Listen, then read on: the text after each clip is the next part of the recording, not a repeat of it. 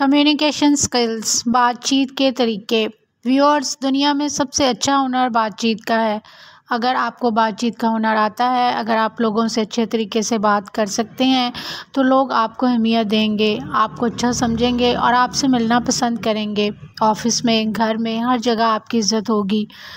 दोस्तों, सूट आपने जितना मर्ज़ी महंगा पहना हो या जितना मर्ज़ी अच्छा पहना हो, लोग आपको इस बात से जज करते हैं, आपके बारे में कोई राय बनाते हैं कि आप बात किस तरह से करते हो। क्योंकि आजकल के मसरूफ़ दौर में आपके क्लोज़ लोगों के अलावा किसी के पास इतना टाइम नहीं होता कि वो आपके अंदर घुसकर आपके बारे में जान सकें। इसलिए आप अपनी बातचीत के ज़रिए ही उस पर अच्छा या बुरा तासुर जमा सकते हो। तो आज की वीडियो में हम कम्युनिकेशन के 4 असूल डिस्कस करेंगे। पहला असूल है कि तनकीद ना करें, लोगों की गलतियां ना निकालें। इस दुनिया में कोई भी गलत साबित होना नहीं चाहता। अपनी गलती मानने को कोई तैयार नहीं होता। अगर आप किसी को उसकी गलती पर समझाना शुरू कर देंगे और वो डट जाएगा, उसे डिफेंड करेगा और आपको अच्छा नहीं समझेगा, आपके ख़िलाफ़ हो जाएगा। इसलिए बिला ज़रूरत व्यूअर्स, आपको किसी पर तनकीद करने या किसी की गलतियां निकालने, किसी को सुधारने की कोशिश करने की क्या ज़रूरत है। क्यों आपने ठेका लिया हुआ है हर किसी को ठीक करने का? क्यों आपकी नज़र में हर दूसरा आदमी गलत है और आप उसे कोई ना कोई सजेशन, कोई ना कोई मशवरा देना चाहते हो? क्यों आपको हर किसी में कोई ना कोई कमी और कोताही नज़र आती है? दोस्तों, याद रखें, बड़ी ही अहम बात है ये कि किसी को भी आप सुधारने की कोशिश ना करें। जिसको भी आप सुधारने की कोशिश करेंगे वो आपका दुश्मन हो जाएगा। आपके बच्चे भी आपको कहना शुरू हो जाएंगे कि पापा, आप तो हर वक्त यही बात करते हो, मुझे पता था आपने यही कहना है। क्योंकि कोई भी बार बार सुधारा जाना नहीं चाहता। 1-2 बार तो उसे सब ठीक लगता है और उसके बाद भी अगर वो नहीं सुधरता तो आप उसके ठेकेदार ना बनो।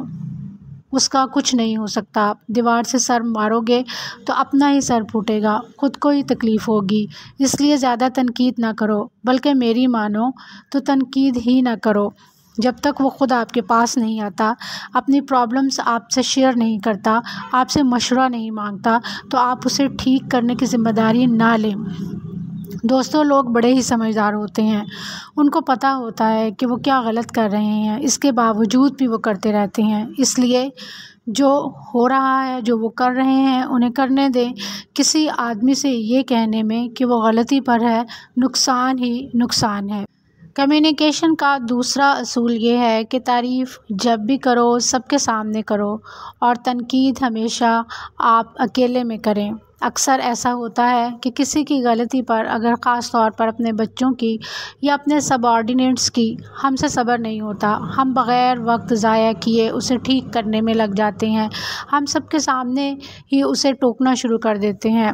व्यूअर्स, सबके सामने हमेशा लोगों को इज़्ज़त बचाने का मौका दो। अगर किसी ने गलती की है और सबके सामने ही आप उसे टोकना शुरू कर देंगे और तनकीद करना शुरू कर देंगे, तो वो अपनी इंसल्ट फ़ील करेगा, उसे हमेशा याद रखेगा और आपको अच्छा नहीं समझेगा। अगर आप 4 लोगों के बीच में बैठे हों, दोस्तों की कोई पार्टी है या फैमिली की कोई गैदरिंग है और किसी ने आपके सामने कोई गलत बात कर दी है, तो आप चुपचाप बैठे रहो। फ़ौरन ही डंडा लेकर उसके पीछे मत पड़ जाओ।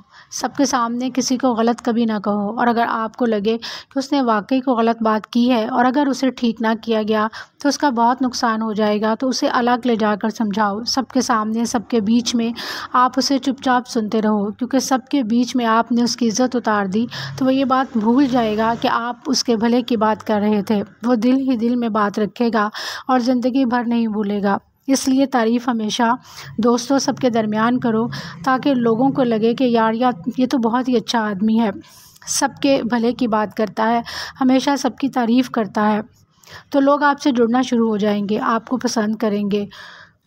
कम्युनिकेशन का तीसरा असूल, हमेशा अच्छे से शुरुआत करो जब भी तनकीद करो। अब अगर ज़रूरत पड़ ही गई है, पहले तो कोशिश करो कि करो ही ना, लेकिन करनी बहुत ही ज़रूरी है, उसके बगैर कोई चारा नहीं। तो फिर तनकीद की बजाय तारीफ़ से शुरू करो। सीधे जाकर उस पर चढ़ाई ना कर दो। पहले उसकी कोई अच्छी बात को नोट करो और उसे अप्रिशिएट करो कि भाई तुमने तो ये बहुत बड़ा अच्छा काम किया है, और उसे कोई सजेशन दो। और अगर आप हर वक्त किसी में उल्टा ही ढूंढते रहेंगे और उसके पॉजिटिव काम को, अच्छे काम को भी रिकग्नाइज़ करना बंद कर देंगे, तो वो भी आपकी बात को सुनना छोड़ देगा, उसका कोई असर नहीं लेगा। और अगर हर वक्त आपके हाथ में पेचकस होगा और आप दूसरों को सही करने में लगे रहेंगे, तो वो लोग आपकी बेस्ट एडवाइस को भी सुनना बंद कर देंगे।